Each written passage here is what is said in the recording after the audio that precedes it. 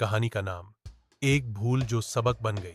गांव के किनारे बसा एक छोटा सा परिवार था। रमेश, उसकी पत्नी सुनीता और उनका 10 साल का बेटा अर्जुन।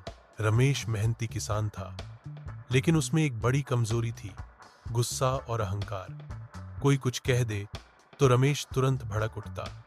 दूसरों की सलाह को वह अपनी तौहीन समझता था।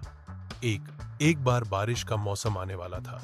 गांव के एक बुजुर्ग दादा हरिदास ने रमेश को समझाया, बेटा, इस बार तू खेत के पास की नदी से दूर रहना, इस बार बाढ़ आने की आशंका है।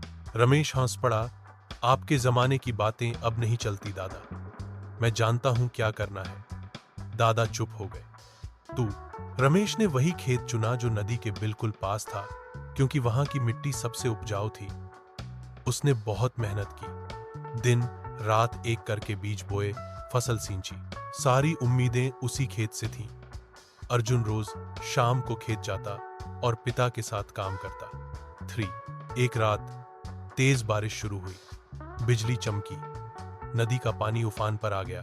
सुबह जब रमेश खेत पहुंचा, उसकी आंखें फटी की फटी रह गईं। पूरा खेत डूब चुका था। सारी मेहनत, सारी उम्मीद बह चुकी थी पानी में।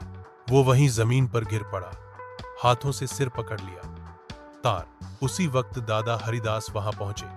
बिना कुछ कहे उन्होंने रमेश के कंधे पर हाथ रखा।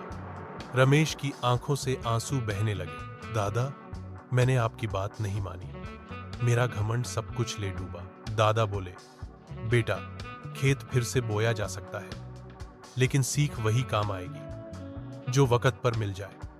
तूने देर से सीखा, लेकिन अब संभल जा।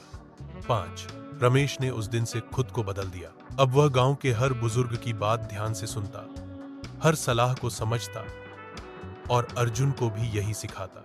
बेटा, जो सोचता है कि वह सब जानता है, वही सबसे बड़ा अज्ञानी होता है। सीख। अहंकार इंसान को अंधा बना देता है। जो सलाह लेना सीख गया, वह जीवन में कभी अकेला नहीं,